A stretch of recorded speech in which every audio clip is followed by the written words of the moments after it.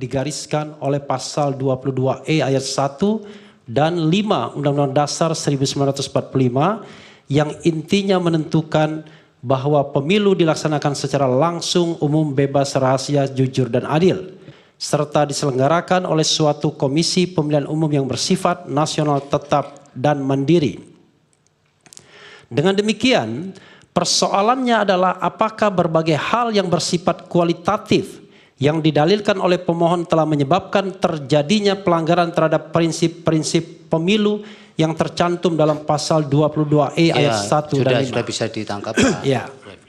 Dan itu MK mengatakan bahwa mereka adalah pengawal konstitusi. Jadi karena itu kalau ada pelanggaran konstitusi, maka tidak tertutup kemungkinan MK untuk mereview kembali jalannya pemilu yang sudah ada. Nah, apakah saudara ingin mengatakan bahwa pertimbangan hukum MK tahun 2004 itu salah? Itu pertanyaan saya. Yang kedua adalah saya paham Anda mengatakan bahwa putusan 90 itu self-executing. Kita hargai putusan itu sebagai sebuah putusan walaupun menurut pendapat Prof. Yusril itu kontroversial. Dan bahkan Prof. Yusril juga mengatakan tidak ada waktu untuk mengubah karena harus ada konsultasi dengan DPR dan lain sebagainya. Kami berpendapat bahwa walaupun putusan MK itu berlaku erga omnes, berlaku sejak dibacakan dalam persidangan, tetapi jangan lupa bahwa untuk mendaftar sebagai calon presiden dan atau wakil presiden ada prosedur yang harus didahului. Dan kita tahu bahwa sebenarnya termohon dalam hal ini sudah berusaha. Dalam sidang kemarin terungkap bahwa yang bersangkutan, mohon maaf ya, seperti mau melakukan penyelundupan dengan meminta Dirjen Perundang-undangan mengundangkan peraturan KPU yang mengubah syarat usia tersebut. Tetapi kemudian ditolak karena belum berkonsultasi dengan DPR. Sebenarnya beliau sadar bahwa harus mengubah PKPU terlebih dahulu. Nah, menurut Anda, apakah putusan itu bisa nyelonong begitu saja tanpa mengubah PKPU? Dan PKPU-nya baru diubah tanggal 3 November setelah pendaftaran tertutup. Tutup. Makasih. Dari pemohon 2. Yang mulia, kami punya beberapa pertanyaan, tapi karena kami sudah menyatakan keberatan kami terhadap ahli, kami tidak akan mengajukan pertanyaan. Keberatan Prof. Yusril dicatat, tapi hakim membolehkan kok. Kami ingin konsisten dengan pernyataan. Silakan. Terima kasih. Pihak termohon. Ada pertanyaan? Cukup. Bawaslu. Dari meja hakim.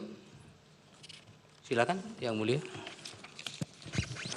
Baik, terima kasih Yang Mulia Pak Ketua. Terima kasih ahli untuk keterangannya. Saya ingin menindaklanjuti pertanyaan dari Pak Refli tadi.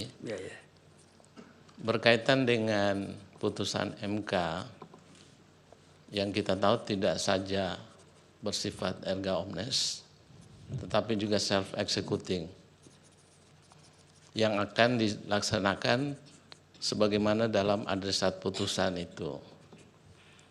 Nah, dalam kaitan putusan 90,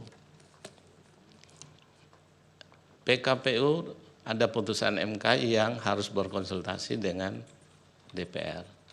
Tapi pada masa itu dalam fakta persidangan itu dinyatakan bahwa DPR pada waktu itu masih reses. Kemudian KPU mengeluarkan surat edaran. Pertanyaannya adalah apakah surat edaran itu bisa dijadikan sebagai pegangan pengganti sebelum PKPU itu dirubah. Itu saja. Terima kasih. Silakan Pak Andi Asrun dijawab singkat-singkat saja. Terima kasih Yang Mulia.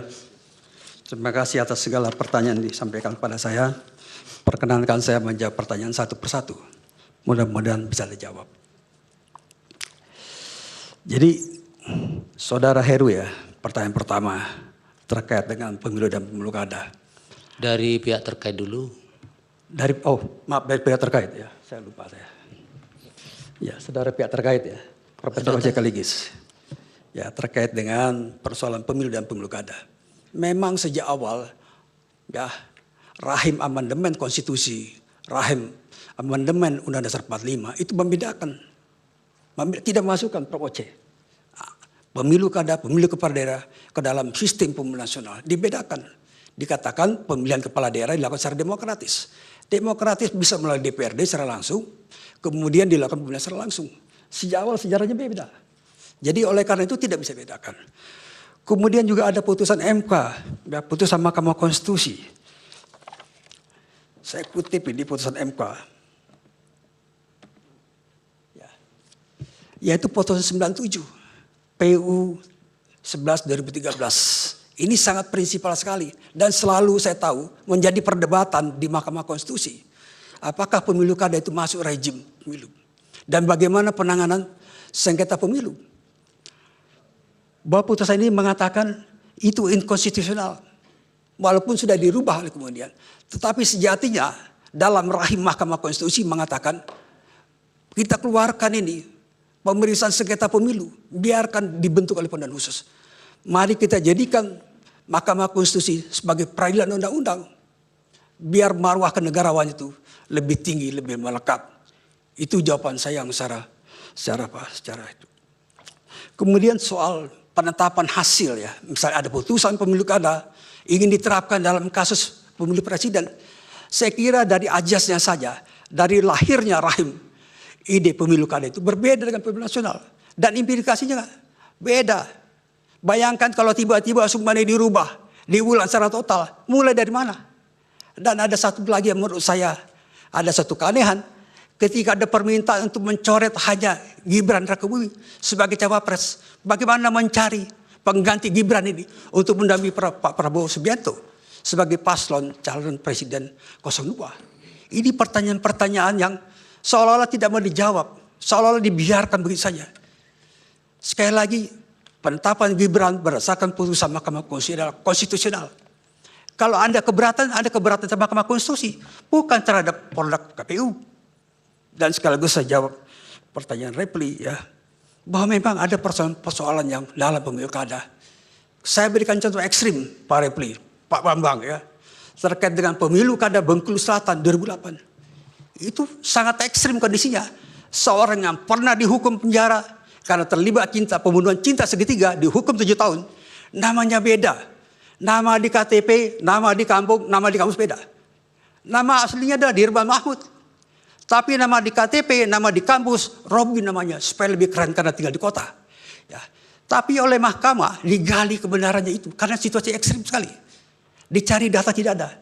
Didapatkan keterangan ahli bahwa betullah sinonima persamaan antara orang yang bernama Dirban Mahmud dan orang bernama Robi. Itu kondisi ekstrim Pak. Ya, diulang. Tapi ini Pak Gibran ini bukan narapidana, bukan kriminal. Dia mendapat legalitas dari Mahkamah Konstitusi, dan ini biasa. Kalau seorang merasa... Itu sudah, tidak usah diulang-ulang. Ya. Pertanyaan pihak terkait Pak Niko tadi, jawab dulu. Yang mana Pak? Dari penanya dua pihak terkait. Oh, pihak terkait. Yang pertama Pak Oce kan sudah dijawab. Ya. Yang pertanyaan Pak Niko satunya. Oh ya. Tadi pertanyaan kedua tentang beda pemilu kada dengan pemilu nasional. Kira-kira gitu Pak ya.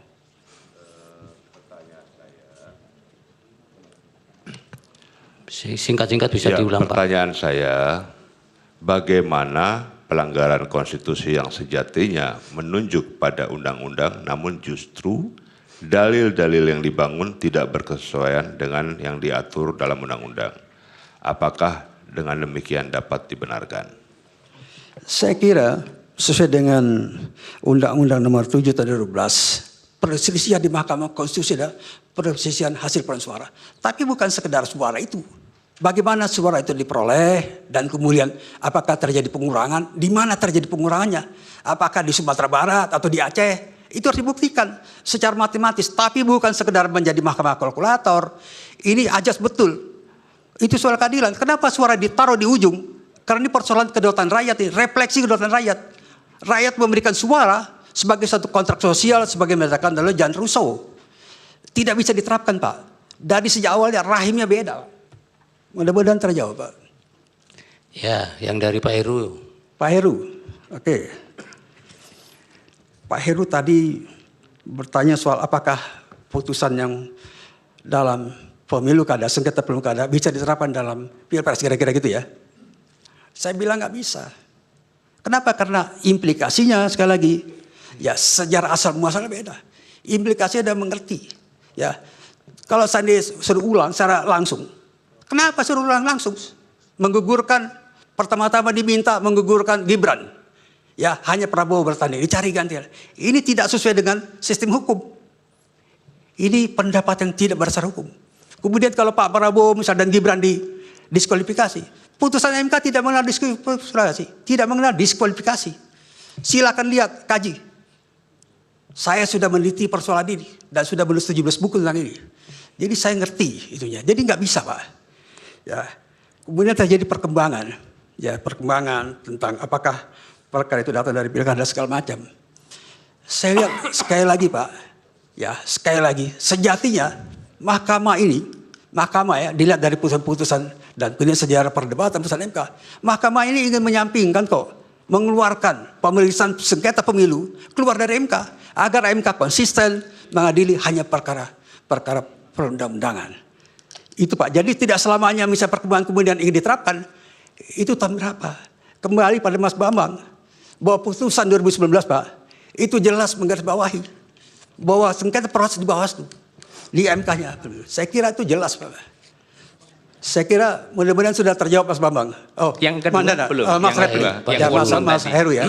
Yang quote non tadi. Ya, quote non itu. Kira-kira itu jawabannya. Bukan, seandainya tidak bisa. Kan tadi ahli ternyata menerangkan tidak bisa di Mahkamah Konstitusi. Kemana keadilan itu bisa dimohonkan penyelesaiannya? Nah, itu soal nanti Pak. Itu soal politik hukum. Ya, nggak bisa dibahas sekarang. Perlu rapat dulu DPR yang baru ini dengan pemerintah Presiden Prabowo Gibran. Ya, yang pertanyaan Pak Repli, jawab.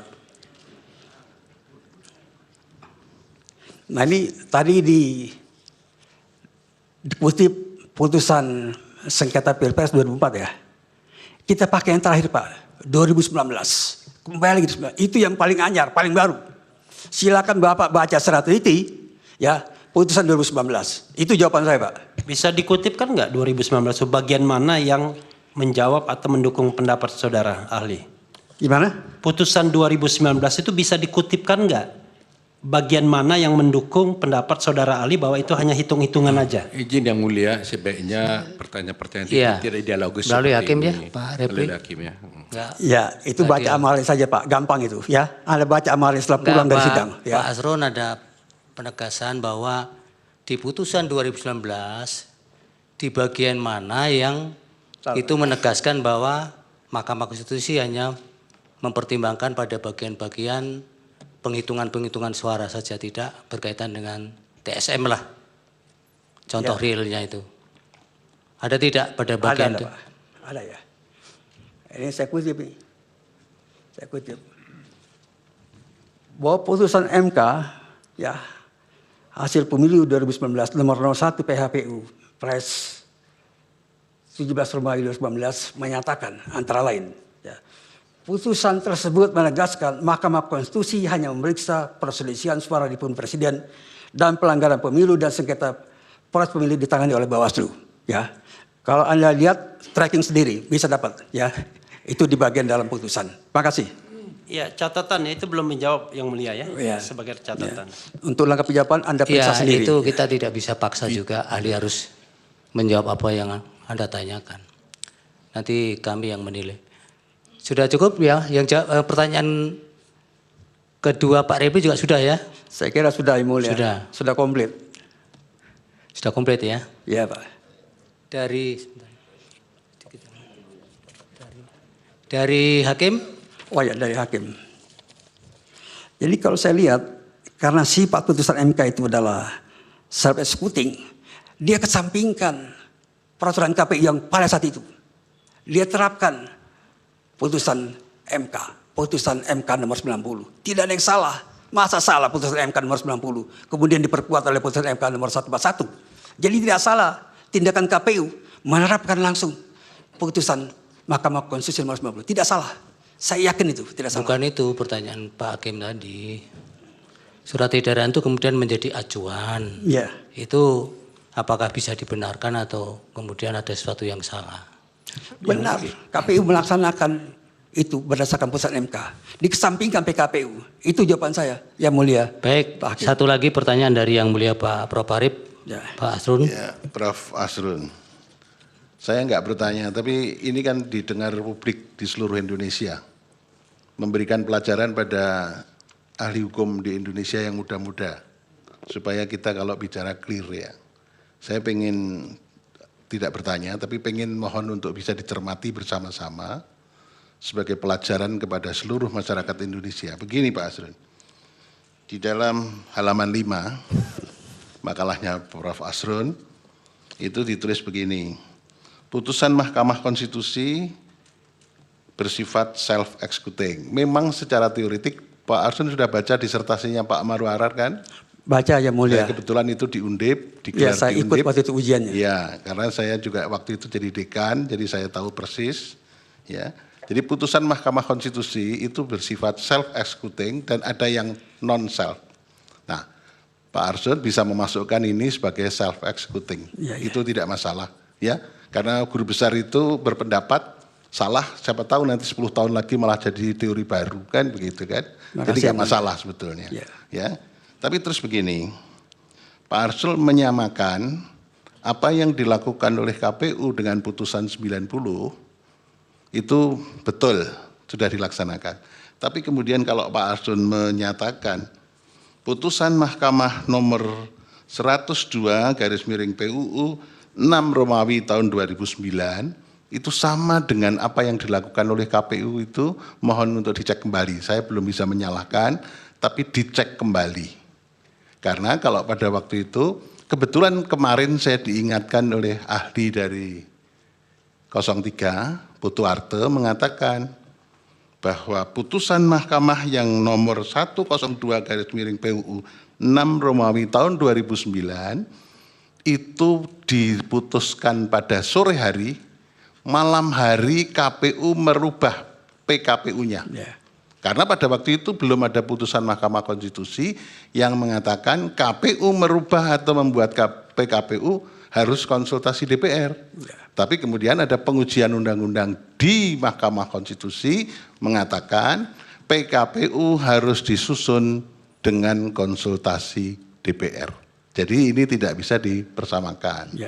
Tapi kalau berpendapat bahwa putusan Mahkamah nomor 90 itu self-executing dan bisa langsung ditindaklanjuti oleh KPU, itu tidak ada masalah pendapat itu gitu ya. Ya. Tapi yang tidak bisa disamakan dengan 102 karena 102 begitu diputus mahkamah langsung malamnya Pak Putu Arte yang membuat PKPU baru bahwa mencoblos tidak perlu di DPT tapi mencoblos bisa langsung dengan menggunakan identitasnya. Jadi saya tidak bertanya tapi kita supaya semuanya clear karena kita berhukum harus presisi, harus cermat. Terima kasih Pak Arsul. Terima kasih Prof. Kita Arif. sama-sama guru besar tidak boleh saling mendahului kayak biskota. Terima ya. kasih banyak Pak. Terima Arif. kasih. Terima kasih banyak. Baik, Pak Asrun cukup? Cukup Yang Mulia. Baik. Terima kasih banyak. Kalau ada salah-salah ucap mohon dimaafkan. Selamat Lebaran, mohon maaf lahir batin. Baik, mudah-mudahan keterangannya bisa menjadi pertimbangan dalam pengambilan putusan. Prof, yang kedua siapa ini? Tetap Pak Abdul Khair Ramadan? Ya, Dr. Abdul Khair Ramadan. Supaya dihadapkan, Dr. Haji Abdul Khair Ramadan.